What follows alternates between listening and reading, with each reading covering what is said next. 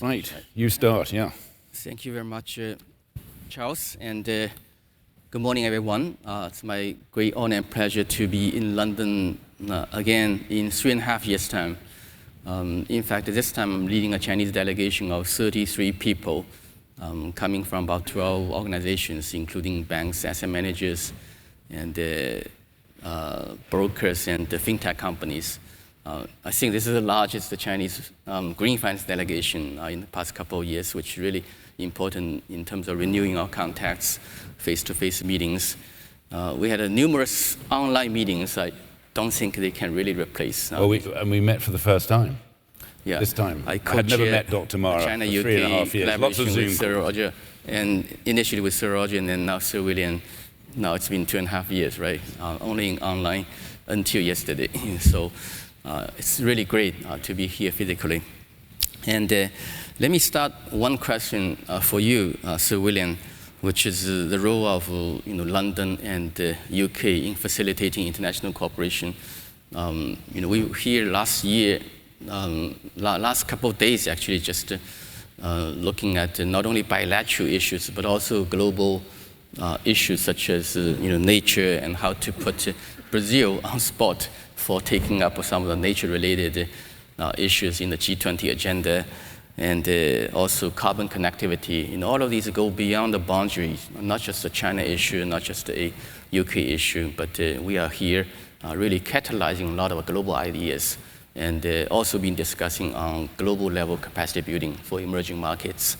And I think London has done a lot of work already in this regard, and through the bilateral collaboration between China and UK.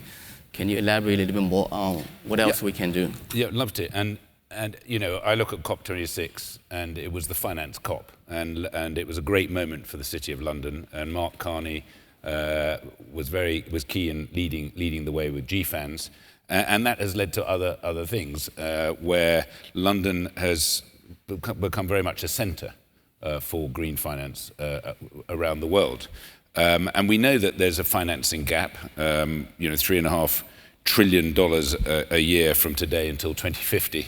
So in order to get to that, we need to scale up the global finance. And I feel that London is very much at the center of that. We need comprehensive policy and frameworks, incentives to catalyze the capital flows, transparency and accountability, and you'll hear all these things, and then that regional international collaboration. I'd like to think, the UK China Green Finance Task Force, which 2015 I think it started, or around there, with Sir Roger Gifford, is sort of leading the way, and what the city firms are helping accelerate the Chinese green finance capabilities, and I feel that we can do this around many of the other relationships, global relationships that we established. And my feeling is, why stop at just a UK-China Green Finance Task Force when we should be maybe developing other task force? And this was driven, just so everyone knows, very much by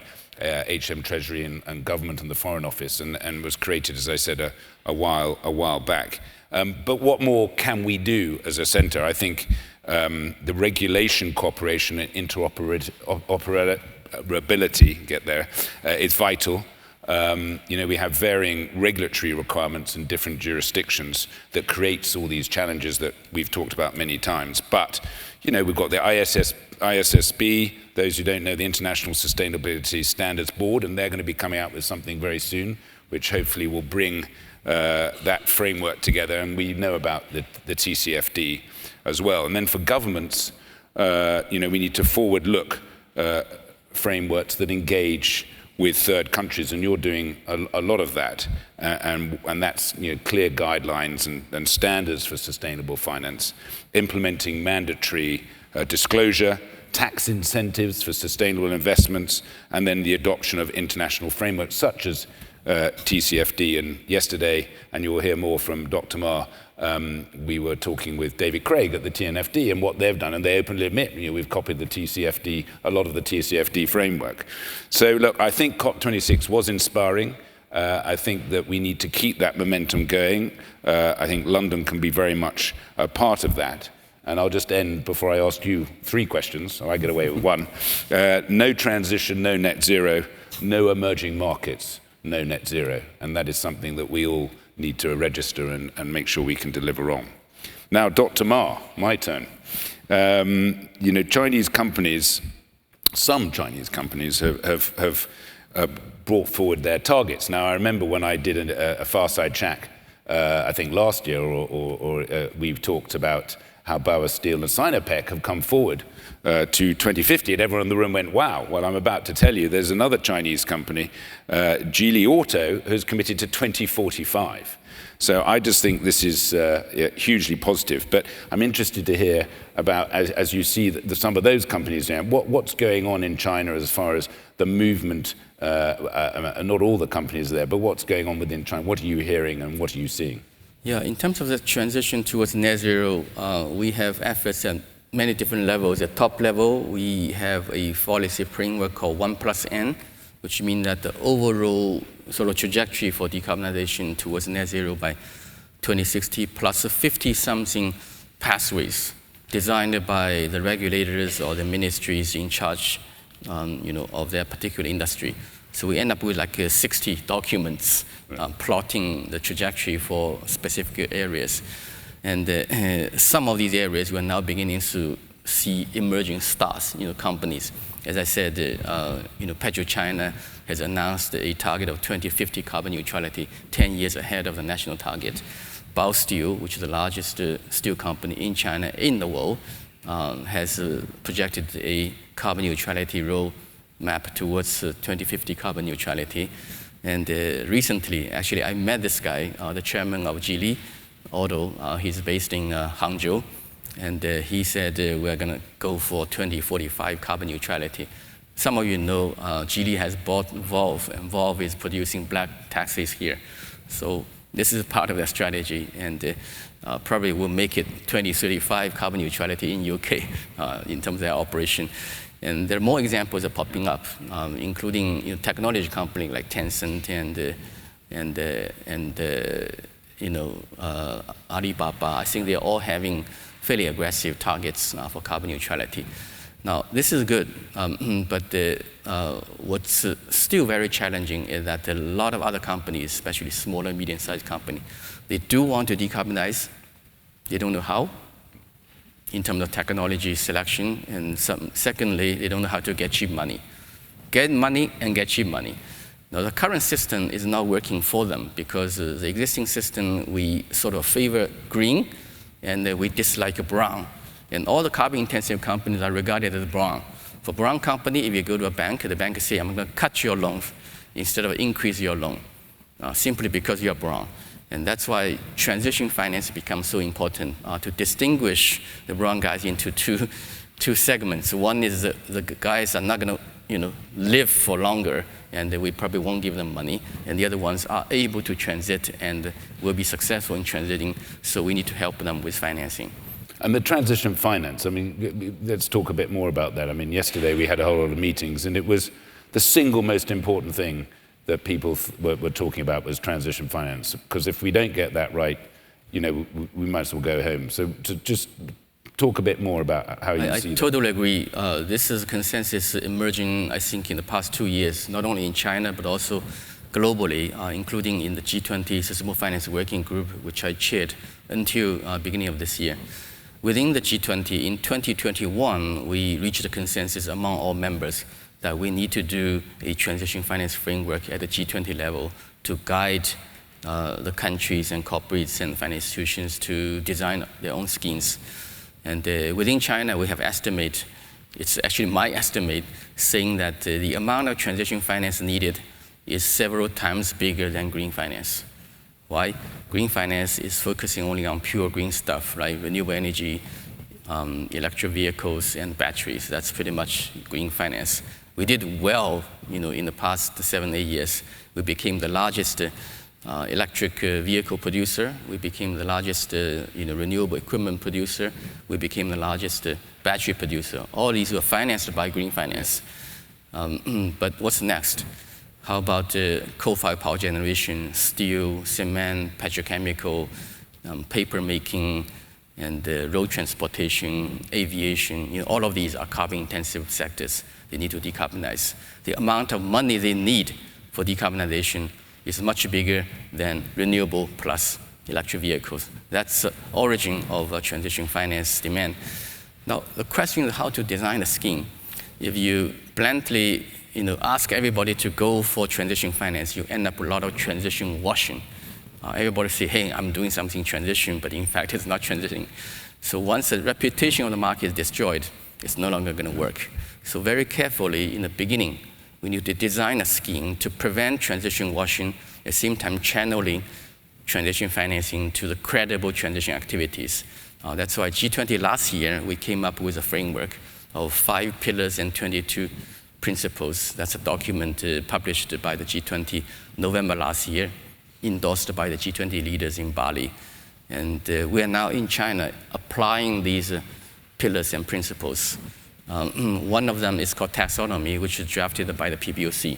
Which I was going to come on talking about this common ground taxonomy and the work you're doing there, because we need, you're talking, with the EU about that and various other jurisdictions, but where are we with that? Right, but this is a transition taxonomy, yes. And the common ground is about the green taxonomy. Yes, of course, sorry. So in addition to the green taxonomy, which we had already, the PBOC is now drafting its own transition taxonomy, covering for the moment the 4 sectors. Coal-fired power generation, steel, cement, and agriculture. I hope it's going to come out soon. At local level, you heard yesterday, Huzhou municipality came up with their own taxonomy for transition, and they financed 90 transition projects with subsidies. So things are already moving. We had the vice mayor of Huzhou over yesterday telling us about what they're doing, and everyone was bowled over. So if you get to China, Huzhou is a place you need to go and visit. And the vice mayor agreed to host you. Yes, he did. Meeting. Absolutely. So this is what's happening on transition finance now, but still very beginning, very early stage in China. We need to sort out a lot of practical problems of implementation. One is we will ask a large company to have a transition plan, credible, science-based, towards net zero. What about small, medium companies? If a company of 10 people, you ask them to do a projection of 35 years of carbon trajectory and hiring, consultant, paying him $500,000, they're not going to work. And then a simplified version of some sort of a net zero long-term commitment will be needed to be arranged by the bank and the transition company. And also, disclosure of carbon accounting related information is very important. Scope 1, Scope 2, especially Scope 3. These groundwork needs to be done now, beginning in Huzhou. And going on to the common ground taxonomy and what you're doing there, can you talk about that as well? Yeah, definitely. This is your earlier point of interoperability. Yes. We had, I think I said earlier, 200 taxonomies already globally. There may be more probably today, and nobody really counts them, right? Some are by country authorities like China and the EU, and some are by industrial associations, and many of them are by banks, insurance company, asset managers themselves, which essentially is about 200 languages being spoken in one community, and it creates confusion, creates market segmentation, and increases risk of greenwashing. And to overcome this problem, back 3 years ago, the International Platform for Sustainable Finance created a working group to produce a common ground taxonomy, initially based on China and European taxonomy. So I was lucky to co-chair this starting from then. And I think the importance is the next step. Yeah. The first version is ready. It's being used by Chinese issuers issuing green bonds to Europe successfully. And the next step, which will, I think, begin by end of this month, because IPS working group will hold its next working group meeting, which is co-chaired by myself and Marcel Hug. We're going to do a couple of things to extend into the second phase. Number one, we're going to expand the country basis for the common ground taxonomy. In the future, I think the taxonomy will no longer be just China and European based. It's going to be China, Europe, Singapore, and maybe UK later on, and maybe ASEAN. So it's a much broader based country knowledge that's leading to this new version. Now, I've got one more question, because I know time is running out. Oh, okay. So it's fine, but I know 35. it took us a while to get onto the stage. TNFD. And what the PBOC has been promoting the work on this as well. And there's a focus turning to nature-based solutions. Can you just talk a little bit about what's going on there as well? Yeah, the PBOC is very keen on learning and extracting the useful parts of TNFD into its policy framework. I think a few areas we'll be working on. Number one, producing a nature-based taxonomy. We do have a small nature-based taxonomy within the green taxonomy, but we're going to expand that into something more usable. And secondly, develop a couple measures on nature-based impact. We don't need 2,000 measurements, 3,000 like David said yesterday. I told him, can we do 3? And he said he's going to give us 3. So we'll begin to experiment with 3 usable, low-cost measurements for the banks to begin to report and disclose. And thirdly, it's a range of financial products to enable funding, going into nature-positive projects. And finally, some incentive to reduce funding cost for nature-positive projects. Dr. Ma, as always, been hugely incisive. Thank you. And everyone in this room will realize what you and I realize what China is doing, being led by you, and we're very grateful for you doing that. Thank you very much. Thank you, everyone.